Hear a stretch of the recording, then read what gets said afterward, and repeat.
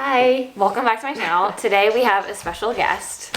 Mama. And today we're going to be listening to Piper.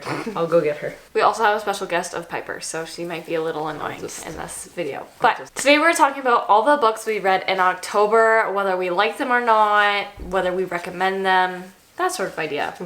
So without any more further ado, let's just jump right in and talk about all of our books we read. First book, not the first book, the first book on my stack was Fangs by Sarah Anderson, and this is actually a graphic novel, and it's perfect for Halloween. It's like the best atmosphere ever. And it's pretty much about a vampire and a werewolf who fall in love.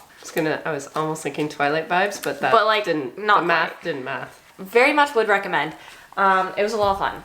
And then I read Stalking Jack the Ripper by Carrie Maniscalco. How would I even describe this? It's a thriller? No, it's like a historical mystery fiction sort of genre, and it's pretty much about this girl named Audrey Rose, and she wants to become a anthropology scientist. Is that the right term? I don't know, something like that. And she's pretty much the assistant for her uncle, and then she one day kind of stumbles along the whole Jack the Ripper cases, and so she tries to solve them. I think I rated this 4 stars, but honestly I think I would now rate it like 3.5. Not super memorable, but it's still a good atmosphere. Is it a series? It is, yes. Do you want to share a book now, Mom? Sure. This is part of the Naturals series. So I read the Naturals like September 30th, and I started this one September 30th. So quick reads. I think it's a YA. Man, I can barely remember these. YA mystery. It is mystery? It's not thriller, sort of? Mystery thriller. It's more mystery, though. Oh, God, it's been so long since I started reading it. But basically, they're these kids that have sort of natural abilities that the FBI could really use. They're assets to the FBI. But they're also very young. So they're young kids with sort of things that have happened in their home life as their traumatic past. I guess they all have had a traumatic past. Yeah. And the FBI sort of uses them and things happen.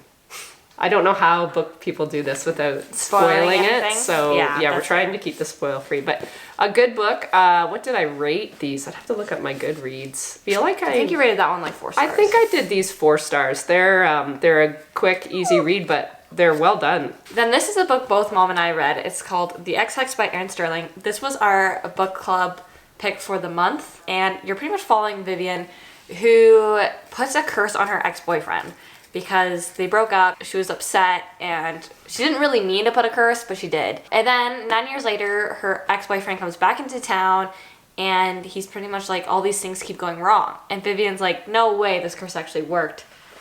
But it did. Yeah. And so now they have to work together to figure out how to stop the curse and like deal with the consequences from the curse. But yeah, it was a really easy and quick read, but honestly, I found this book kind of boring at times. Yeah, you weren't a fan. I wasn't the biggest fan of the main characters, and it just wasn't that memorable. So I think I rated it 2.5 stars. And I think I rated it a 3. Yes, I rated it a 3 star. I thought it was, I like books that I can read and I can read quickly. So I think I read this in a couple sessions, and I thought it was really cute, and it got you in the spirit it was good of the season. It felt like I was in Stars Hollow, Spooky Stars Hollow. I like the vibe of it, but the plot was a little lackluster. Yeah. Then I read Caught Up by Liz Tomford. This is a book I actually read on my Kindle, but it was very kindly sent to me from Mary.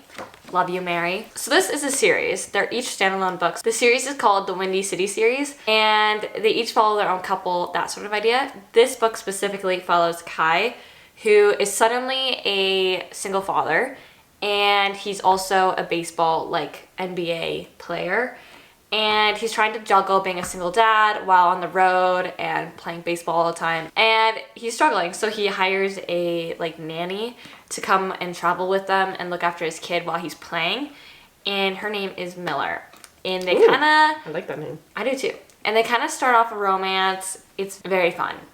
I love this book. I think I rated it 5 stars. So I should start reading that series? Yes. Okay. By the end of the book, I was crying. It was like such an emotionally I like that. Good book. I like that. Like, just the way that they professed each other's love for each other was to a T. I loved it so much. Okay. And I also loved Kai. He was such a good male main character. So then I read The Silent Patient by Alex Michaelides, I think is how you would say that.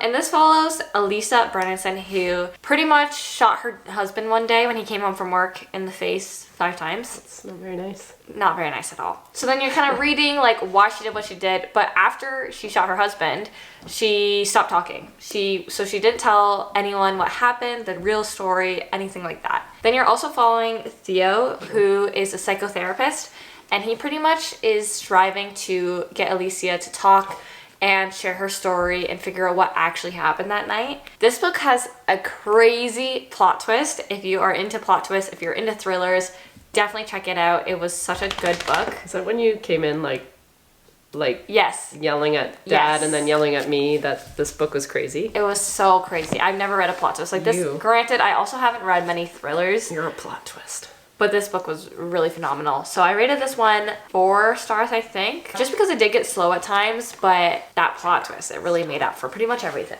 This is my first novella, and it's Court of Frost and Starlight. That was part of the ACOTAR series. Yeah. I quite liked it, but I was like, you did warn me that you're like, you don't really need to read it. There's not much of a plot.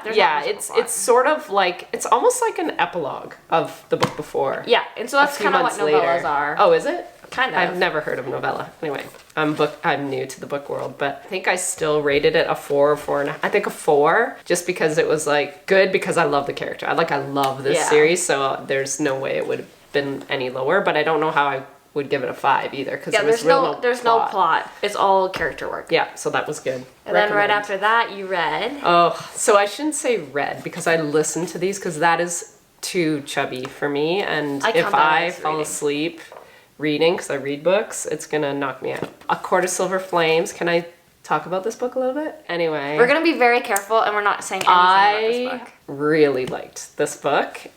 Some people don't like this character, including my husband, who quit reading after the 3rd book. So which some people do. I loved this book, and I feel like there was an underlying theme that is very relatable to a lot of people, and I don't know if I was the only one. I would really love to discuss this book with someone. I need to read it. So yeah, I love this book. This was a hardcore 5 out of 5. Yep. I loved it. I love this whole series, but this one was up there for sure. Next up, I have Hopeless by Elsie Silver. So this book is part of the Chestnut Springs series. This is the last book in the series.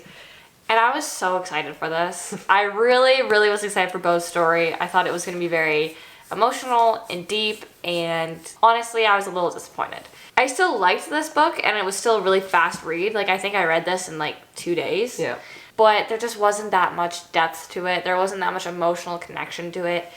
I really felt like the 2 main characters were very lusty for each other. Like, it wasn't very physical. Very physical. And sometimes that's okay. In this book specifically, I was hoping for more, so I didn't like it. It was still good, and I still recommend reading it if you're reading the series, but it's just not my favorite. It's actually the least favorite in my opinion for the series. But yeah, this book is about Beau, and he's one of the siblings of the Eatons, I think it's their last name. Eatons, yeah. He goes through a traumatic event through the other previous books, and I was really hoping that we'd hear more about that, and we didn't really. It was a short, like, mention of it, but not, like, I wanted more. So it's about him and his romance and his story. And yeah, it was just a little lacking in my opinion. And then I also read Love in the Time of Serial Killers by Alicia Thompson. I love that cover. I love the cover too. Don't like the insides. You don't like the insides? No. Oh, you didn't like I didn't like the book. Oh, you didn't like the book? I thought you meant like you didn't like the font. Well, actually, this book starts on page 20 because they didn't give me the first half of it. Oh, so you had to download the I had to download the Audible of it, but you didn't this like book it. was so boring. Oh no. Like, so boring. I remember, like, I honestly, if I was reading this, I listened to it. If I was reading it physically, I would not have finished it. But I was in a tractor and I had nothing else downloaded, so I finished it. It's about Phoebe, who's pretty much, she's doing her master's on criminology and serial killers and that sort of idea, and so she's literally obsessed with true crime. And she meets her next door neighbor, and she thinks he's a serial killer. But yeah, it's just like another one of those books where it was really physical. There were some more emotional things that she could have went further on, and she didn't. and I just found it really, really boring. They're literally just talking about redoing a house the whole time, and I was like, I don't care. I don't care about your masters. I don't care about the house you're redoing. I really don't care that much about your relationship. So overall, I just didn't care about the book. That's a shame. Yeah. It's a great cover, though, so I'm going to keep it. Yeah, it's a nice cover. But why don't we both do these books at the same time? Are they both sort of... Look at how similar these covers are.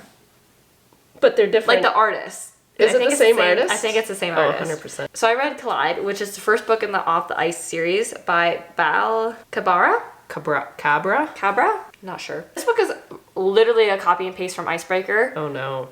But I loved it because I loved Icebreaker. Yeah, so, that's a good book. you know, it's not that bad. So this follows Summer and Aiden. And Summer is a psychology student who's writing a paper on kind of like sport, mental health, that sort of idea. And she is teamed up to work with Aiden, who is a hockey player. Now, she hates hockey players. She doesn't really say why at first, why she hates hockey players, but is elaborated on throughout the book. And honestly, this is really good. I loved the romance. I loved all the side characters. Literally, it was so much like Icebreaker, and it's like, how do I not love it if I love Icebreaker? I think I'd like to read that because I like that she was an intellectual. Very much, yeah. She's very... I like that's sort of opposite. She's kind of a nerd, and I like that. I like the nerd meets jock. Yeah, trope. very... that. Very cliche little... Yeah. Never happens, but I love it anyways. it only happens at the end of the movie when she gets all made over and made up and goes to the prom without her glasses. Do you want me to talk about Icebreaker then? Yes. Jess recommended this one. Ironically, it's called Icebreaker, but she was steamy. This was a steamy Yeah, it's book. not icy. There's a lot of action in this book, but it follows a figure skater and a hockey player. Something happens at the very beginning of the book, and then it's sort of a forced proximity.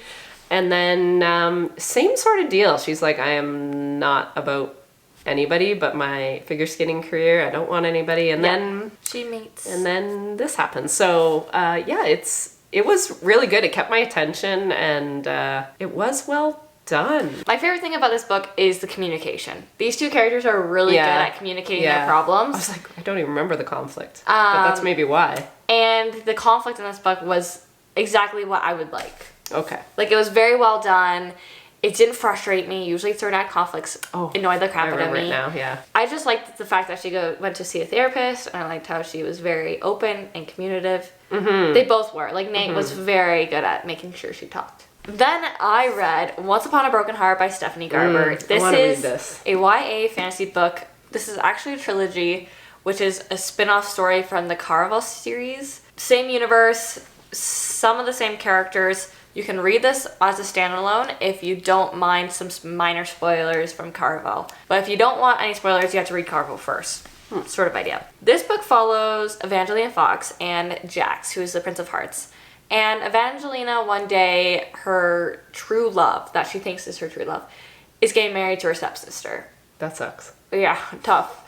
And so she goes and makes a deal with the Prince of Hearts to stop the wedding and to stop their marriage or whatever. While making this deal, Jack says that he gets to give her 3 kisses. And he gets to kind of like say when, where, and who with sort of situation. In the book, you're trying to figure out why he wants her to have these 3 kisses, what the underlying plot is, what his plan is. And it's a very dramatic story, and I love it. Okay. I've heard a lot of good things. Actually, I've heard a lot of good things about the second one. The second one is The Crowd Pleaser. I'm so excited to read the second book. You haven't got the second one yet? Not yet. If you are into fairy tales, this is the perfect book for you. I'll probably love that one. Very much a fairy tale-esque universe.